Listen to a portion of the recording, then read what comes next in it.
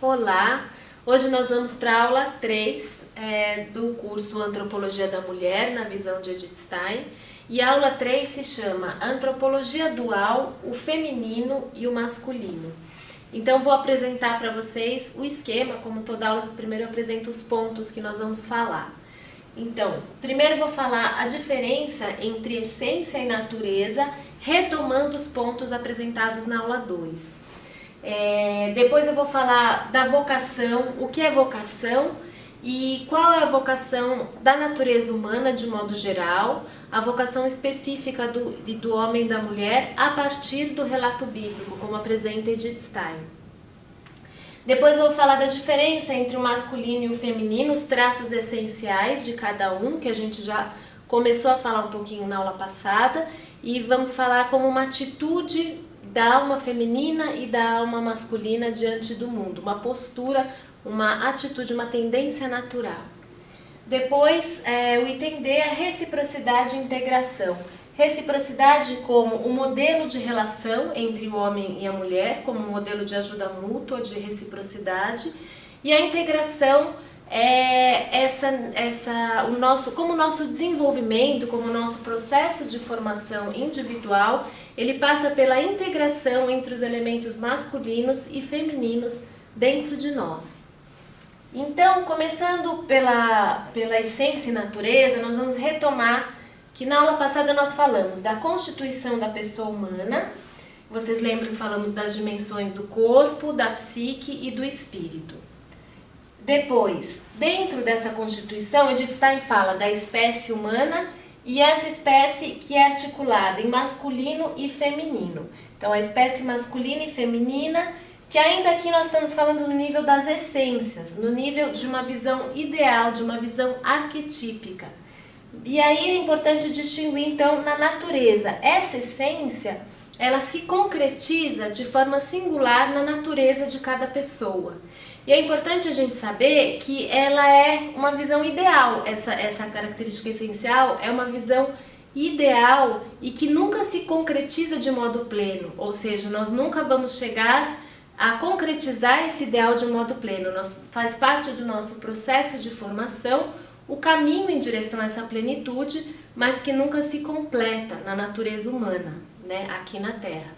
Então, para fazer essa diferença entre essência e natureza é muito importante para compreender a antropologia de Edith Stein. Então, é uma chave interpretativa muito importante. Então, quando nós estamos falando do nível das essências e quando nós estamos falando do concreto, de pessoas concretas, de como isso se realiza no nosso dia a dia, na nossa vida. Então, esses três âmbitos que nós apontamos, do ser humano geral, com a sua constituição de corpo, psique e espírito, a espécie masculina e feminina e o indivíduo singular, eles apontam para uma tripla vocação que cada pessoa é chamada a responder. E aqui, para falar da vocação, Edith Stein dialoga novamente com a teologia. Ela vai dizer, ela vai compreender essa vocação a partir do relato bíblico, do Gênesis, e ela diz que a palavra de Deus nos oferece um roteiro que nos ajuda a interpretar o material demonstrativo da vida. Então, antes de apresentar essas vocações, vamos retomar o que é vocação, né? Edith Stein fala que a palavra vocação, ela é usada no senso comum de uma forma muito reduzida, que perde o seu significado. Normalmente nós usamos vocação para falar da profissão de alguém ou de um modo de ganhar a vida. Mas ela diz que a vocação é algo muito mais amplo e mais profundo. O que é a vocação? Ela vai dizer que é um chamado de alguém a alguém, então de alguém, para algo, de modo perceptível. Ou seja, tem a ver com as nossas capacidades, é algo que está predestinado a nós, que está presente. Lembra quando a gente falou do núcleo, né, daquele germe do nosso potencial, que contém a nossa singularidade, a nossa individualidade. Então, é algo que vem conosco, uma predestinação a realizar algo nesse mundo. E Edith Stein fala, em última instância, quem nos chama é Deus, quem convoca é Deus.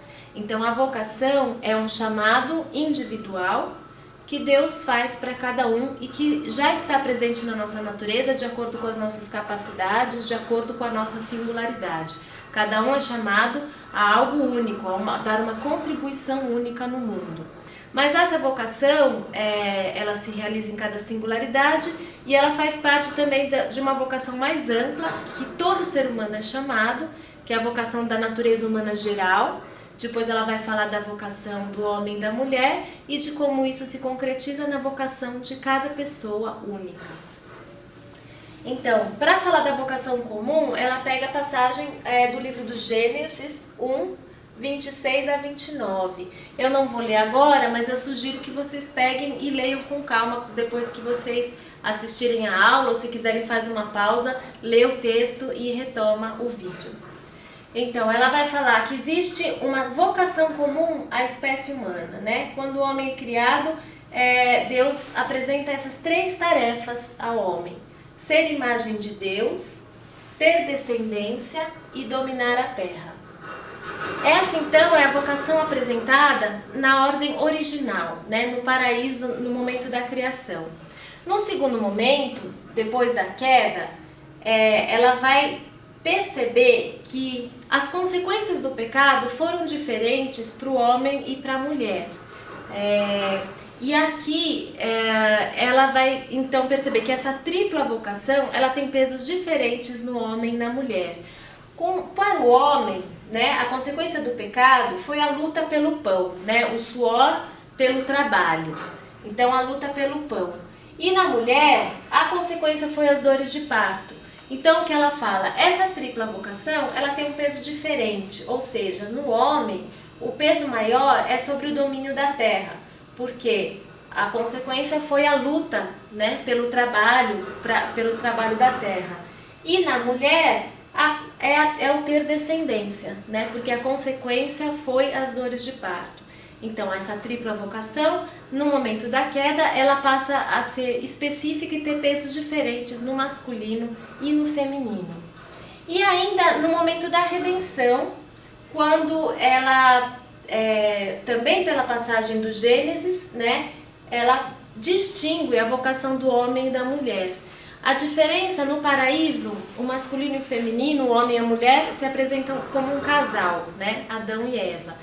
No momento da redenção, também está presente o masculino e o feminino, mas na figura de mãe e filho, Maria e o filho do homem, Maria e Jesus Cristo. Então, masculino e feminino ali também se evidenciam e também se evidencia uma vocação diferente, específica de cada um. Através de Maria, nós vemos, e Edith Stein fala, que a gente atribui a Maria a luta contra o mal, mas que essa vocação ela é estendida a todas as mulheres. Então, no momento da redenção, a mulher tem essa vocação da luta contra o mal e a recuperação da vida. E no homem seria aguardar a coroação na figura de Cristo. Então, a gente vê que essa vocação ela é distinta no paraíso, na criação, na queda e na redenção. Então, nós vamos passar agora para o item C, o masculino e o feminino. Porque essas diferentes vocações, esses pesos diferentes, né, na vocação do homem e da mulher, do masculino e do feminino, elas se traduzem em atitudes diferentes diante do mundo. Lembrando que aqui a gente ainda está falando de uma visão essencial. Então, eu vou apresentar para vocês as atitudes, as tendências, né, atitudes básicas da alma feminina e da alma masculina, na sua forma essencial. Então, o masculino, pensando na vocação primeira de submeter a terra, tem essa atitude, né, de submeter a terra a partir do conhecimento, da dimensão espiritual, do intelecto, do conhecimento. É uma atitude diante do mundo de luta e de conquista. Como é que a pessoa se posiciona diante do mundo, né? Essa tendência, esse impulso de luta e de conquista. Também, Edith Stein fala da posse, né? Do usufruto dos bens e dos prazeres que a terra pode dar, né? Que o mundo pode dar. Depois, a tendência a transformar, então, essa terra, a transformar o mundo pela ação criadora, né? E aqui a gente vê atividades como a agricultura, a arte, o próprio governo, né? Então, a partir de uma ação criadora, de uma ação formadora, transformar o mundo.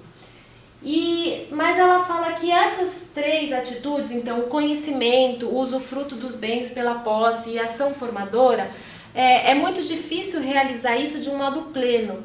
Então, quando a gente está focado mais no conhecimento, num conhecimento mais puro, livre de interesses, acaba ficando um pouco de lado o usufruto dos bens, das posses. Ou quando a gente está também numa ação criadora, a gente acaba deixando de lado o conhecimento no espiritual nesse sentido.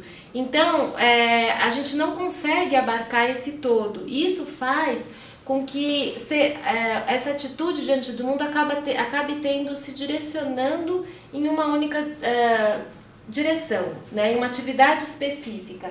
Então, é tendência do masculino essa atenção específica, a especialização, aprofundar em um âmbito específico, né? Que ela vai chamar de um desenvolvimento unilateral. E também a tendência maior à abstração. O conhecimento privilegiado, né, do masculino é pela abstração. Já no feminino, né, com essa vocação prevalente da descendência, do cuidado, isso repercute na alma feminina como uma atitude diante do mundo, então, de cuidar, de promover o crescimento, não só da própria mulher ou da própria pessoa, dos filhos, mas também de todo ser humano que ela encontra no ambiente em que ela está, né? De todos os que estão à sua volta. A atenção do ser feminino tende a ser para as pessoas, né? Enquanto para o ser masculino, para as coisas mais objetivas. Então, a atenção à pessoa, o modo de conhecer é mais concreto, né? Pelos sentidos, o modo concreto, a partir das situações concretas. E aqui Edith Stein, quando vai falar da formação das mulheres, ela faz essa crítica à formação da época, que ela dizia que era uma formação muito abstrata, muito masculina nesse sentido, né? E a importância de trabalhos manuais, de outros tipos de trabalhos, para ajudar num conhecimento mais concreto. E o desenvolvimento pleno, a mulher diferente do homem, ou o ser feminino diferente do ser masculino, tende a se desenvolver em todas as direções, a buscar essa plenitude, essa integração de todas as dimensões. Nem sempre ela consegue, mas é uma tendência, é um olhar maior para o todo, né? Enquanto o ser masculino está mais focado na especialização, o ser feminino tende a ter essa visão ampla do todo e a buscar um desenvolvimento em todas as direções. Mais uma vez, a gente falou que isso são visões essenciais e se concretiza em cada singularidade de um modo único. Por isso é comum a gente ver também mulheres que têm características mais masculinas, às vezes uma maior objetividade. A própria Edith Stein, que se dedicou à filosofia pura, né? Essa abstração, essa ciência dura nesse sentido, né? Da abstração do trabalho intelectual, poderia ser considerado uma característica mais masculina, mas uma característica própria de Edith Stein. Por isso a gente tem que olhar para cada singularidade.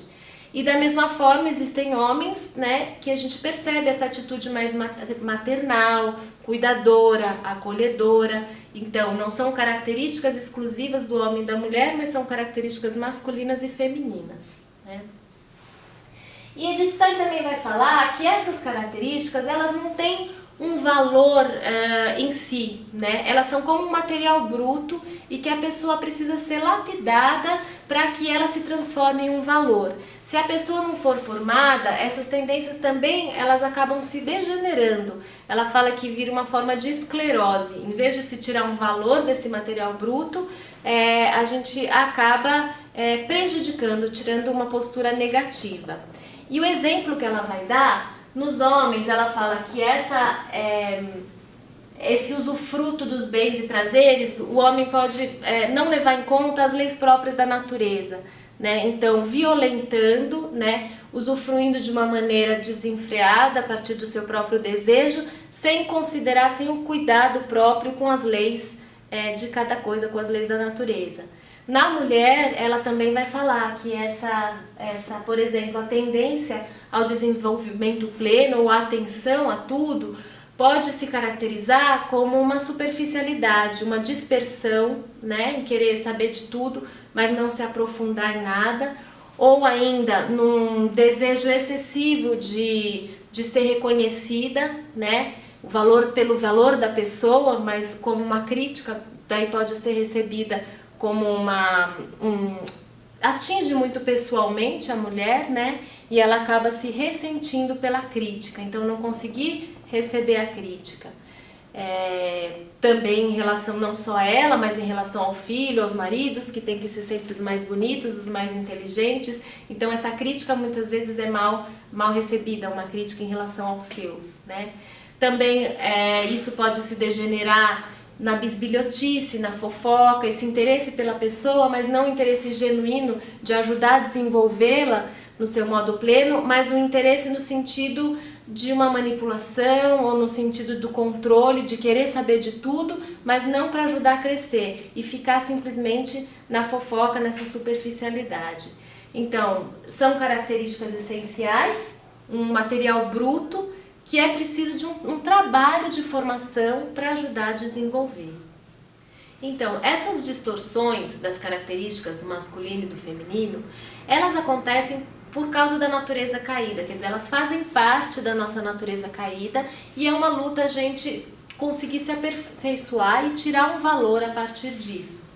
E Edith Stein vai falar então, se ela faz parte da natureza caída, é preciso restabelecer a relação filial com Deus, porque foi a partir dessa ruptura da relação filial com Deus que todo o nosso ser se desordenou, se desorganizou, né? A gente perdeu essa harmonia interna e essa harmonia nas relações.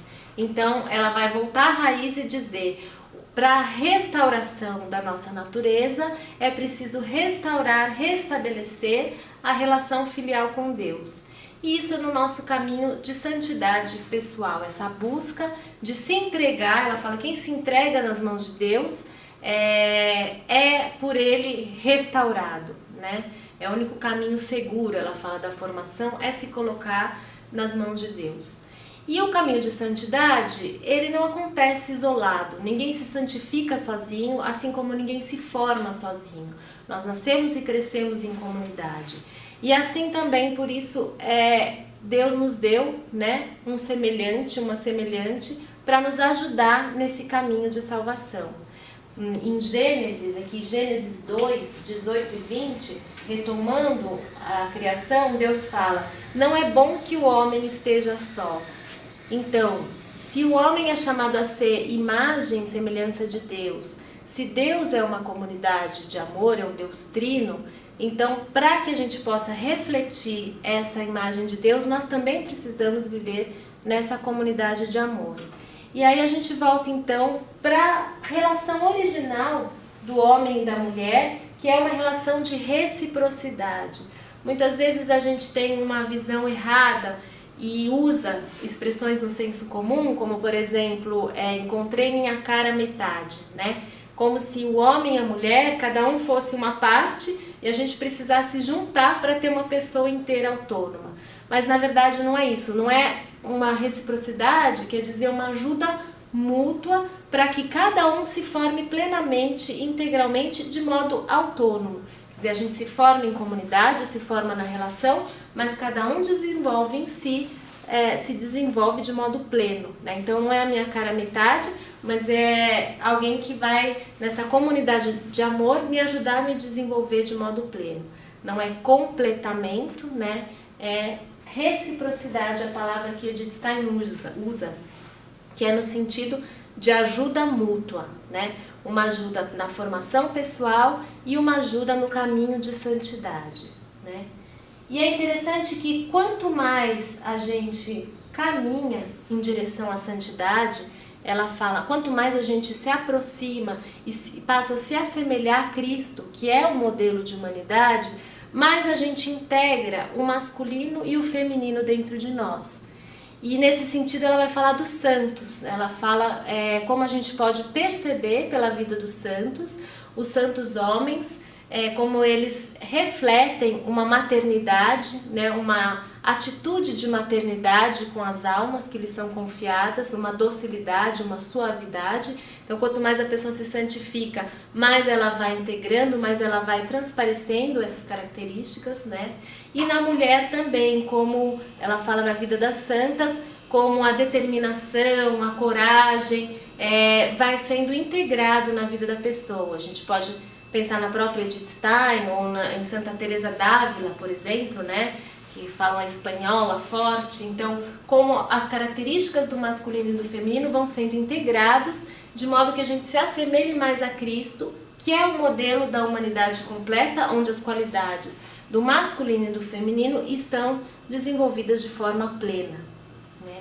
Então, e é importante, assim, o último ponto que eu deixo para vocês, quanto mais a gente aceita, integra os elementos masculinos e femininos em nós, mais nós também aceitamos o outro de uma forma natural, nós conseguimos acolher o outro.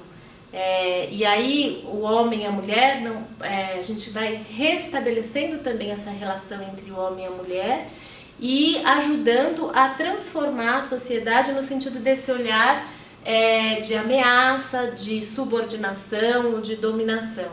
Então, quanto mais cada um acolhe em si os elementos masculinos e femininos, mais a gente consegue acolher o outro. Antes de finalizar, vou deixar então 2 perguntas para autoavaliação. A primeira é: qual a diferença entre essência e natureza? E a segunda é para cada um pensar o que você entende por uma relação de reciprocidade.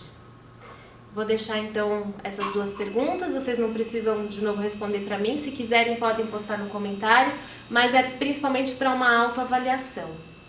E na próxima aula, na aula 4, nós vamos falar sobre os tipos femininos, a partir da literatura. Então, até a próxima!